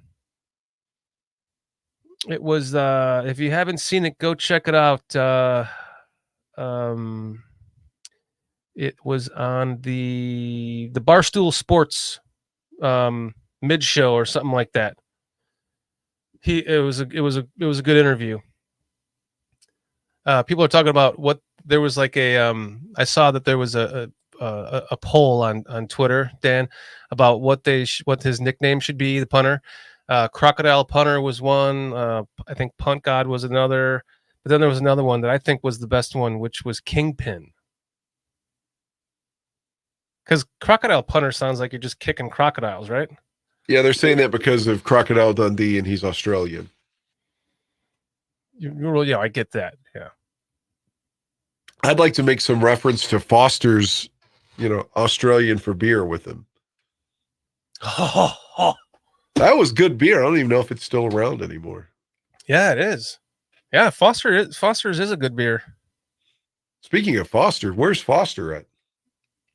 I don't know. He's kind of been, this is the downtime for the Bears, really. So he's taking care of shit. Like he's got his mother passed a couple years ago, and he's in crunch time to get the house on the market. So he's kind of been here and there with us for the last few shows, but I know he's once he gets all of his stuff taken care of, he'll be back once things start to ramp back up, because this really is the downtime. I mean, we're just sitting here having fun, hanging out, talking Bears. That's what we're doing. That's why this is the time that it's fun to think big and say, fuck it, I'm predicting the Super Bowl win right now, because there's many ways to think about that being a reality, right? I've dreamt about it my whole life. Oh, dude.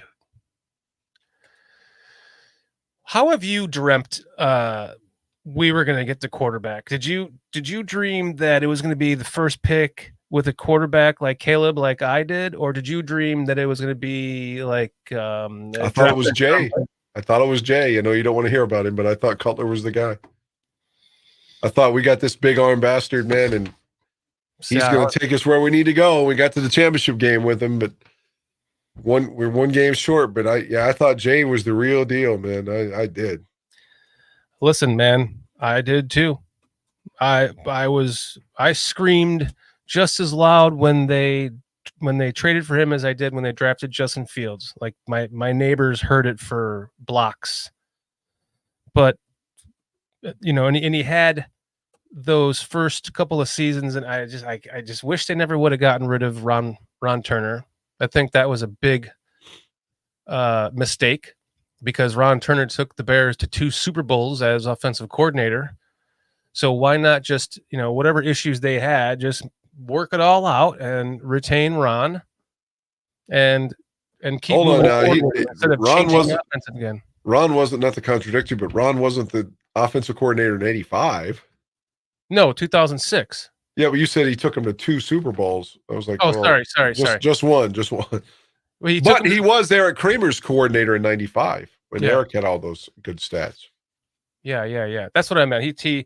He was part of that '90s, mid '90s team that had one of the best offenses in Bears history.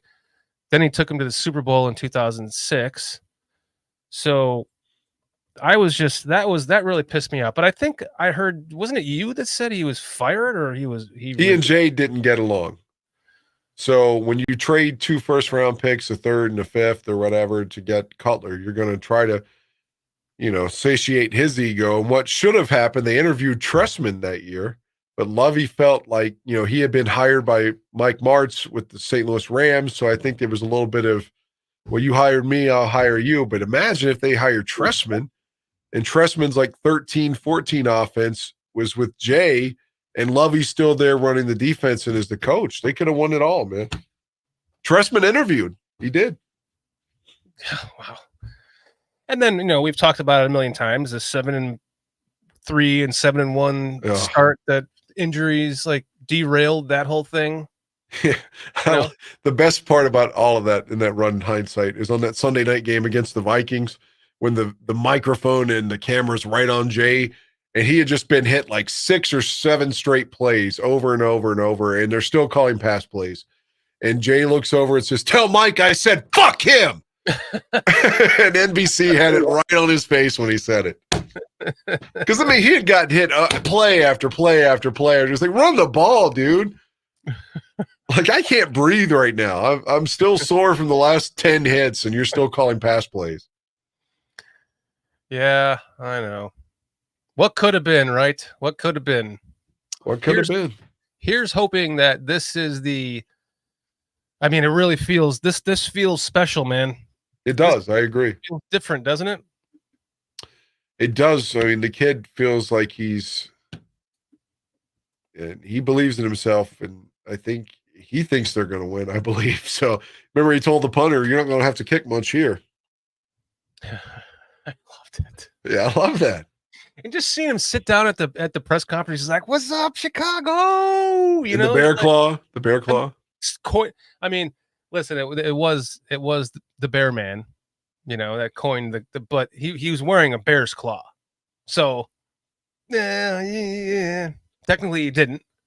So him coming out and just, now everyone's going to be doing this everywhere they go. Like, he was doing it at the Lakers playoff game. I love it.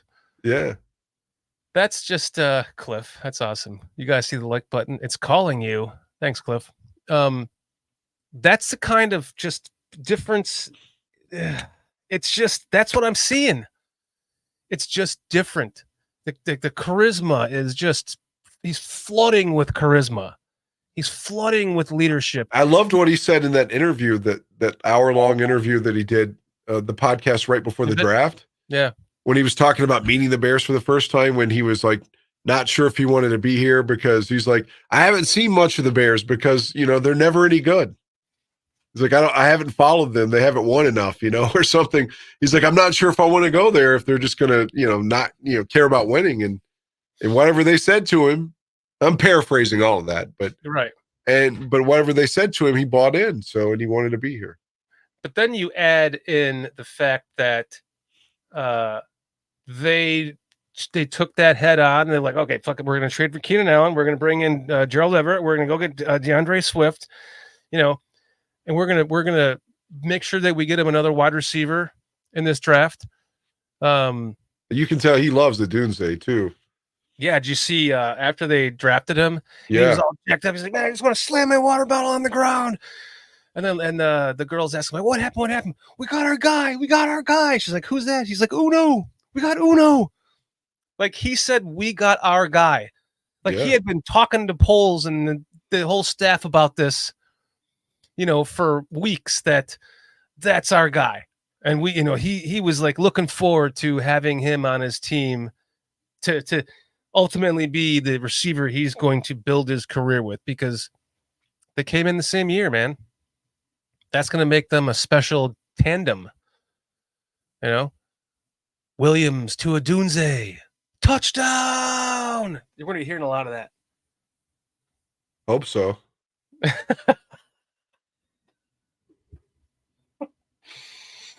I know so. It's going to start with a Super Bowl win this year, buddy. I take nothing for granted. I mean, like I said, you trade 2 first-round picks for Khalil Mack, you think you're getting a difference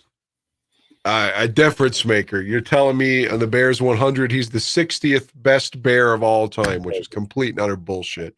But he's supposed to be this defensive player of the year, maybe MVP like LT was in 86. Wait, who? Who? What are you talking about? Who are you talking about? I was making a comparison to when Khalil Mack got here. He was supposed to be this guy capable of being MVP of the league, such as Lawrence Taylor was, despite being a defensive player, and a guy that's supposed to be a difference maker. And he gets here. He has one great game against Green Bay, the first one he's here, and then kind of fell off the second half of his first year here and then didn't do anything the rest of the time he was here. But people constantly sucked his dick. Just like Julius Peppers. You sign Peppers. Oh, man, we signed Julius Peppers. Top free agent that offseason. What did he do here? Not much.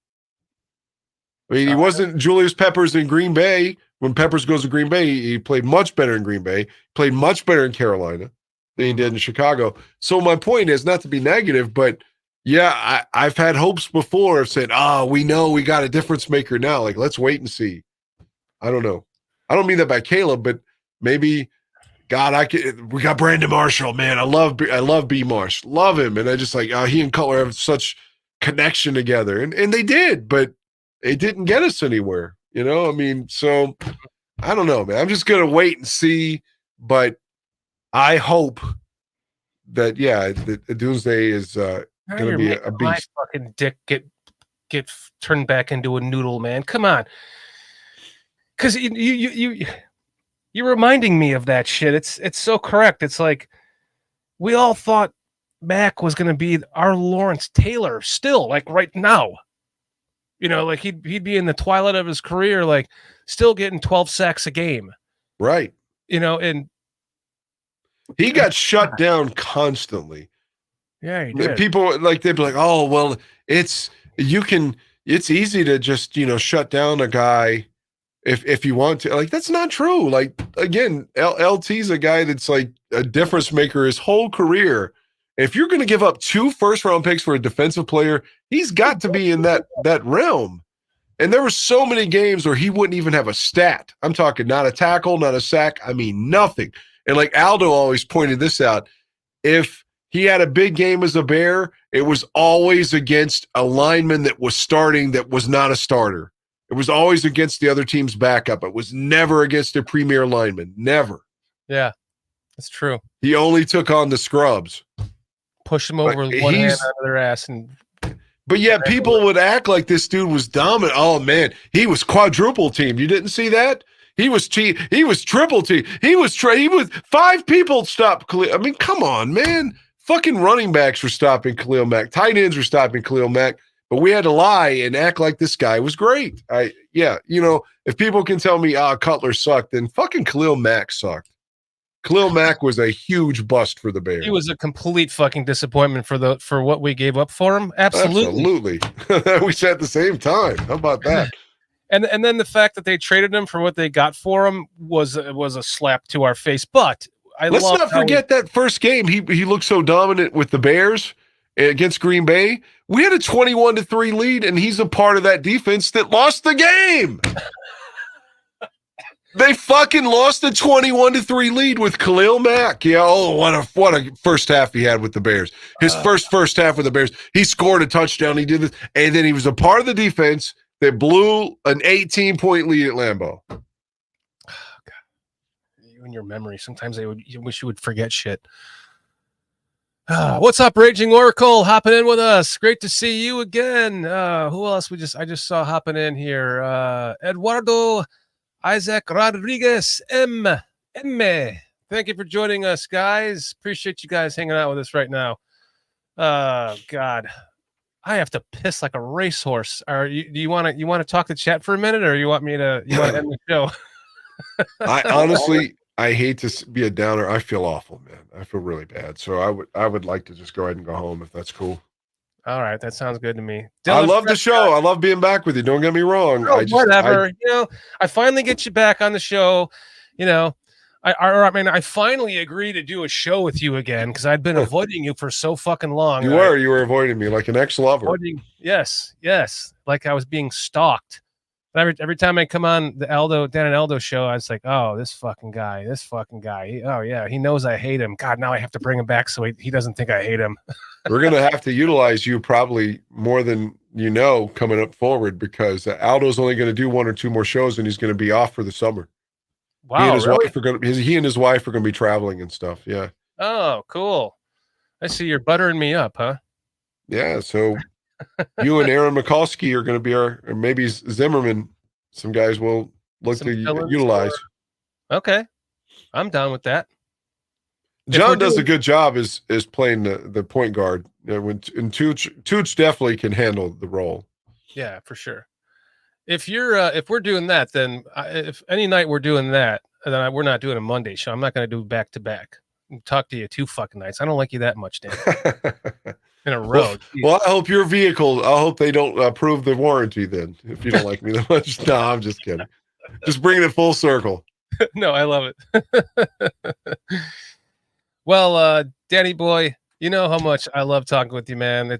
You took my mind off of my shit show with my warranty on my car. And Dylan Prescott, thanks for hopping in. I'm sorry, we're just ending the show, man. Go back and watch the rest of it from the beginning. It was a good one. I think so. Yeah, it's always good.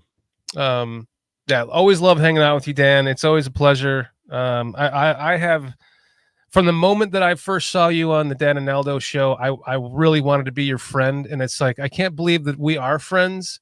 Yeah. To the point where like, you're actually giving me shit for not doing a show with you. So I do appreciate that. And I do love that about you. And it's an honor to do every one of these shows with you, for real. I feel the same way. You know, the with you was great. The only show that I literally just did not want to do, if we go back just for a second, I know you got to pee, but after we lost to the Packers, and it's just like, what was that, like week 2 or whatever? It wasn't the week 1 game. It was the year in 2022 when we went up there and Justin scored on a quarterback sneak and they didn't count it, and we lost.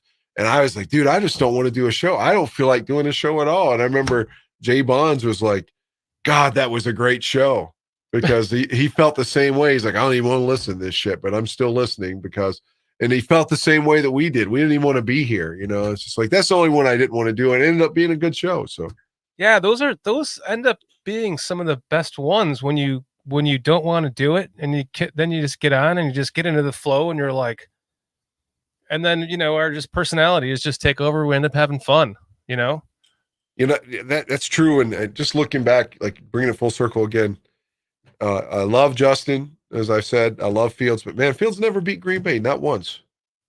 Oh God. And Trubisky, beat Green Bay just once, I think. And it's just like, dude, can Caleb please just fucking beat the Packers? I mean, I want to win the Super Bowl. I want to win the division. I want to win the NFC Championship. I want all these things, but just let's like Lovey said, let's win the division. Let's beat the fucking Packers. Let's win the division. Let's win the Super Bowl. Let's start by beating the fucking Packers. Sick of losing to the Packers. How many games has it been? It's 10 straight now. 11 straight. Oh, yeah. The last time we won was when Trubisky beat them to win the division. Oh, fuck. Oh, my God. In 2018, late 2018. So, it begins now. We're going to win. We've said that so many times. Oh, God, I know.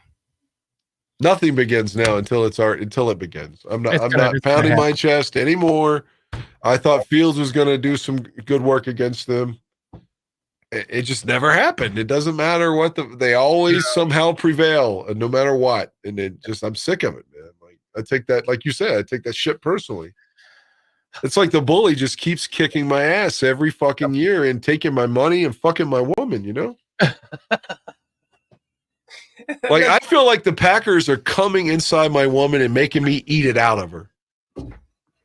Eating the Packer cum out of her vagina.